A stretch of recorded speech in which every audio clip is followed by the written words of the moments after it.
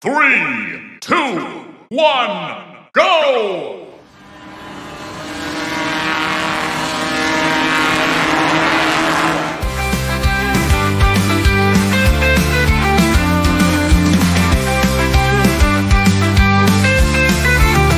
Aku mau ikut Yesus, aku mau taat dan setia. Dalam setia dan duka, ku tetap percaya. Tujuan dalam iman, tak akan ku menyerah sampai dari akhir. Ku mau tetap setia, ku berlari kepada Yesus. Dialah sumber kekuatanku, Dia penolong yang setia. Yesus menjalani masa depanku. Aku mau ikut Yesus, aku mau taat dan setia. Dalam setia dan duka, ku tetap percaya. Berjuang dalam iman, tak akan ku menyerah sampai dari akhir. Ku mau tetap setia, ku berlari kepada Yesus. Dialah sumber kekuatanku, Dia penolong yang setia.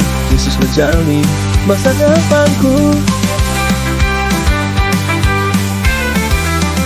Ku berlari kepada Yesus, Dialah sumber kekuatanku, Dia penolong yang setia. Yesus menjalani masa depanku. Berjuang dalam iman, tak akan ku menyerah sampai garis akhir.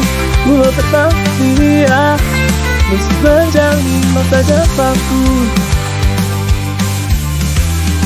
Ku berlari kepada Yesus, Dialah sumber kekuatanku, Dia penolong yang setia. Yesus menjalani masa depanku.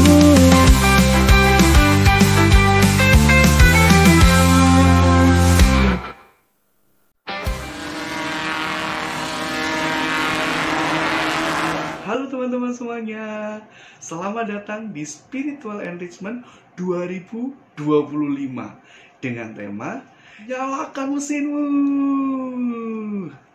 Kali ini kita akan bersama-sama mengikuti perlombaan motor. Namun sebelumnya kita akan mengenal bagian-bagian dari motor yang akan kita pergunakan untuk perlombaan di tahun ini. Hari ini kita akan belajar mesin dan oli. Setiap motor pasti memiliki mesin, dan mesin membutuhkan oli agar dapat berjalan dengan baik. Kalau nggak ada oli, mesin itu tidak akan bisa berjalan loh, dan bisa saja mesin itu menjadi rusak. Oli itu mesti diperhatikan, karena oli bisa habis. Itu sebabnya mesin mesti diganti oli terus-menerus teman-teman. Sama sih seperti hati kita. Hati kita kalau kotor karena dosa, itu juga bisa merusak hidup kita loh. Wah, berbahaya ya teman-teman. Oleh sebab itu, sekarang kita akan belajar dari seorang tokoh yang bernama Petrus. Nah, penasaran ceritanya? Yuk, kita akan lihat sama-sama kisah Petrus. God's story, Peter. So part of God's story is about a guy named Peter, and it goes like this. Peter was one of the first people to become a friend and disciple or follower of Jesus. Peter was a fisherman on the Sea of Galilee when he first met Jesus. On that day, Jesus asked Peter to go into deep water to fish. When Peter obeyed Jesus, he caught so many fish that his boats began to sink. So Peter fell at Jesus' feet with amazement. Then Jesus said, "From now on, you will be catching men." Which basically meant now that Peter followed Jesus, he could help other people follow Jesus too. After that, Peter and the disciples followed Jesus everywhere. They got to see his miracles, hear about the kingdom of heaven, and see what God was like by spending time with his son. One night, when the disciples left in a boat ahead of Jesus, Jesus joined them later by walking across the sea. It was dark and stormy, so the disciples thought he was a ghost. But Jesus said, "It's me." Peter was so amazed that he actually stepped out of the boat to go to Jesus, which means he walked on top of the water too. But as soon as he saw the waves, he got scared and started to sink. Jesus caught him and said, "Why did you doubt me?" See, Jesus wanted Peter to trust him even when it made no sense. After all, God is powerful and controls everything. When Jesus climbed into the boat, the disciples worshiped him. But some people did not believe Jesus is God's son, even after seeing his miracles or hearing about the amazing things he did. In fact, they got so mad that Jesus said he's God's son that they had Jesus arrested. So, when Peter realized he could get in trouble just for following Jesus, he pretended he didn't even know him. One night, he told 3 different people that he didn't know Jesus at all. What's amazing is that Jesus had told Peter he was going to deny him 3 times. That means Jesus knew Peter would mess up, and he loved him anyway. And guess what? Jesus feels the same way about us. He told Peter to keep on following him, and he did. Peter was there when Jesus was killed, when he came back to life, and when he rose straight up into the sky into heaven.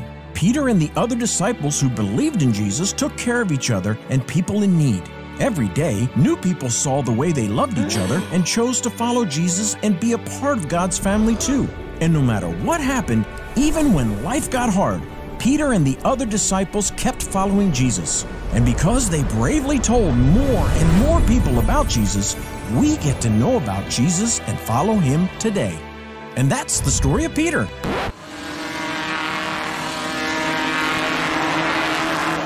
Bagaimana kisah Petrus? Teman-teman, Petrus mengajarkan kepada kita untuk berani mengakui kesalahan. Kalau kita berbuat salah, kita harus bilang ke Tuhan, "Maaf ya Tuhan." Tuhan pasti akan mau mengampuni kita dan membersihkan hati kita, serta kita bisa jadi anak yang kuat dan baik lagi. Seperti Petrus di dalam Alkitab, yang dulunya Petrus juga pernah melakukan kesalahan, namun dia mau meminta maaf kepada Tuhan dan Tuhan tetap sayang sama dia. Jadi teman-teman, kalau kita ingin menang dalam hidup kita, maka kita harus terus menjaga hati kita untuk tetap bersih, seperti mengganti oli pada mesin motor kita. Gimana caranya ya? Jangan takut bilang untuk "aku salah, aku minta maaf". Akui kalau teman-teman melakukan kesalahan dan minta maaf kalau teman-teman telah melakukannya itu. Serta kita perlu untuk berjanji tidak melakukannya lagi. Kita mesti bertobat dan berjuang untuk melakukan yang terbaik. Ya teman-teman, kita mau bersama-sama berjalan di dalam Tuhan Yesus. Bye-bye.